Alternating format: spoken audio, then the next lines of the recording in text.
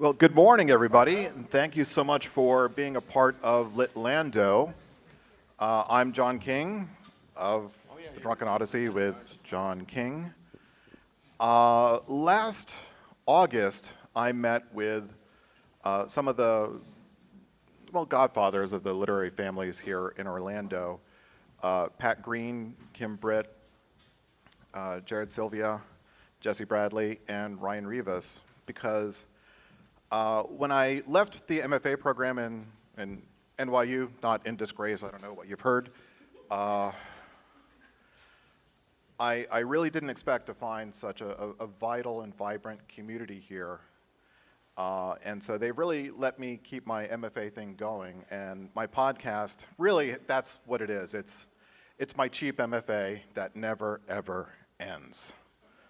So I really feel blessed that I've been able to have so many wonderful conversations, and I never want to stop learning. Hopefully, I'm pretty smart and I'm pretty good. I'm not trying to be falsely modest, but it's this desire for learning and having fun and a little irreverent, maybe a lot irreverent, that has really driven me and kept me sane, and so many of the people in this room have helped keep me sane by encouraging my bad habits and by letting me encourage their wonderful habits. So I'm really touched that so many of you are here. One of the things that we've planned to do today is we've got 2 breaks that may seem kind of pretty heavy for a one-day conference, but I really do believe that the LitLando community is a wonderful, amazing thing. And so some of you I see several times a week. Some of you, well, I'm not your drinking buddy anymore, but yeah, we've experienced wrong things. And many of you I don't know at all, and I hope that I will before the end of the day. So we've got lunch breaks, we've got dinner breaks, well, just one break for lunch, one break for dinner. So we're not hobbits. But we're going to be able to mingle here, and after the keynote given by that asshole John King, we have another 2 hours that we can sort of hang out here. So if I run long, which is possible, you'll be able to ask questions down here, drinking wine instead of, doing it upstairs. So in the morning, we've got events happening downstairs in the cafe space and also upstairs in the theater.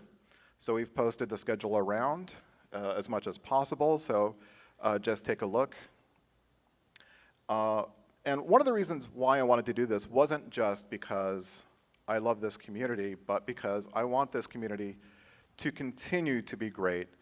And Ryan Rivas does so much for the literary community in Orlando, and because he's modest and because he's frankly so fucking busy, that few people know exactly how much he does and how important the work is that he does for Borough Press and for Page 15. And I'm just so blown away by Page 15. And in some ways, I, like most writers, I'm fucking broke. But I really wanted to do something for Page 15. So I'm so thrilled that you guys came to this MFA for the frugal or possibly deranged. That was Ryan's phrase. He should be in advertising. And to be here for this cause. And so, Ryan, would you please just tell us a story or two about what Page 15 does? Yeah.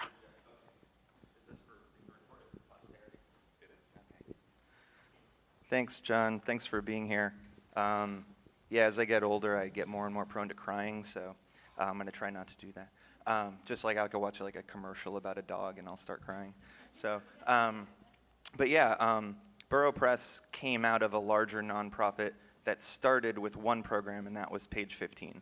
And so I moved around Florida, but when I moved back to Orlando in 2008, I met Julia Young, who had done a summer camp for young writers in the Urban Think bookstore, and I wanted to work for her. I looked at the website. It looked like there was maybe like 15 employees. There was one. It was just her.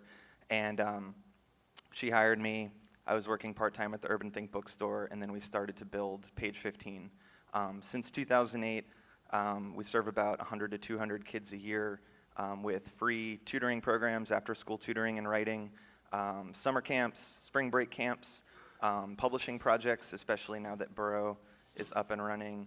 And we're based right over there in the downtown rec center in Paramore. We primarily serve throughout the school year the Paramore community. And our goal is to get kids to love reading and writing.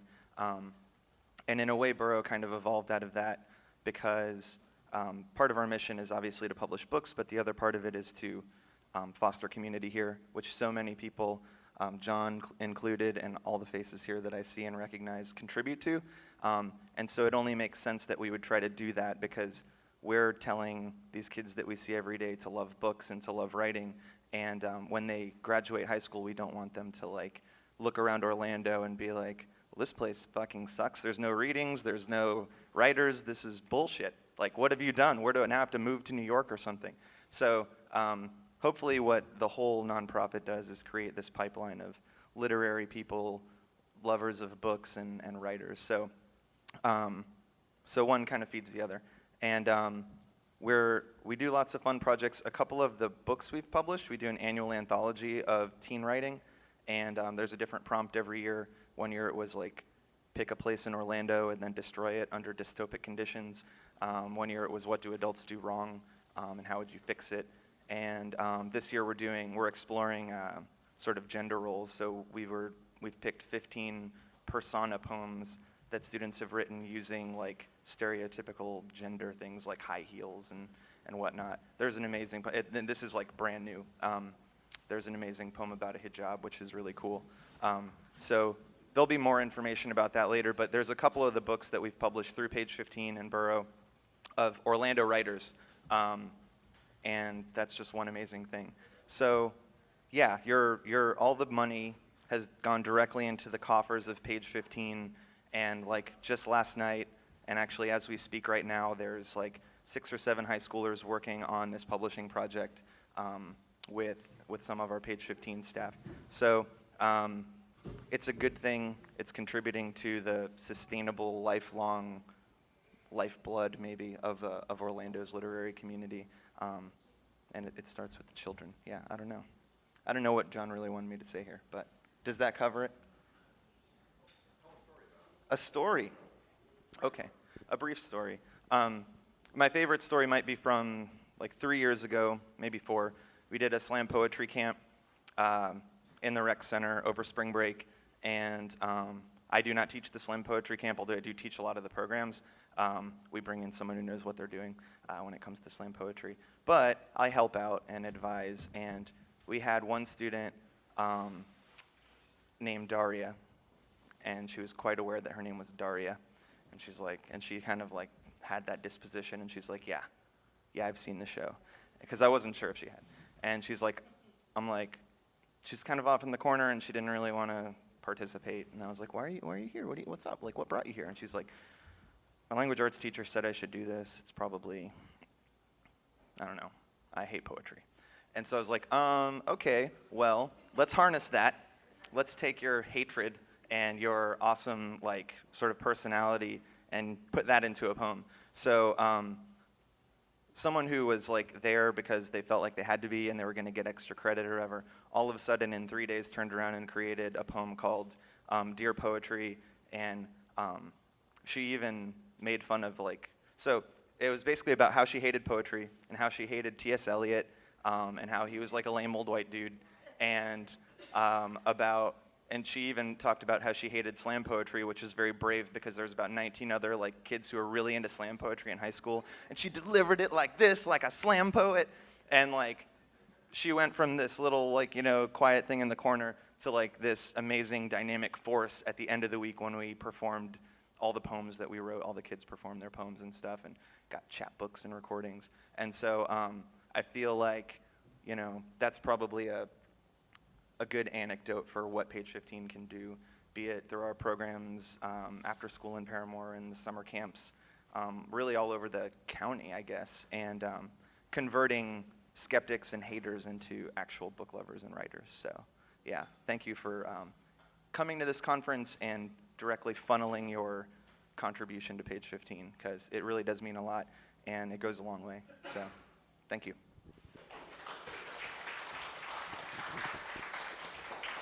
Okay, so we need to get started pretty soon in order to stay on schedule, because if we don't stay on schedule, it's going to be longer until we can start drinking wine. I've just been informed that all of our guests can get a complimentary copy of the Florida Review, thanks to Lisa Roney. So if you've not gotten a mini Drunken Odyssey notebook, they're in the purple pumpkin over there. Yes, that's an accurate description. And I've got pens, so there are materials over there for some of our partners. And Book Market is selling books either inspired by our topic today or written by many of the people you're going to hear talk today. So the Celt is right next door in case you need to get drunk before breakfast. They've been open. Apparently the football matches start really, really early because they're overseas and stuff. So they're open, and they do take telephone orders. So we've got menus, I believe, over by the bar in the back of the cafe space. So you know, if all of us go over there at lunchtime and want to get served at the same time, they may have a meltdown. Though they're professionals, they should be okay. Well, thank you so much. I look forward to hanging out with you at lunch and later. And yeah, feel free to ask questions. And yeah, I thank you so much for coming.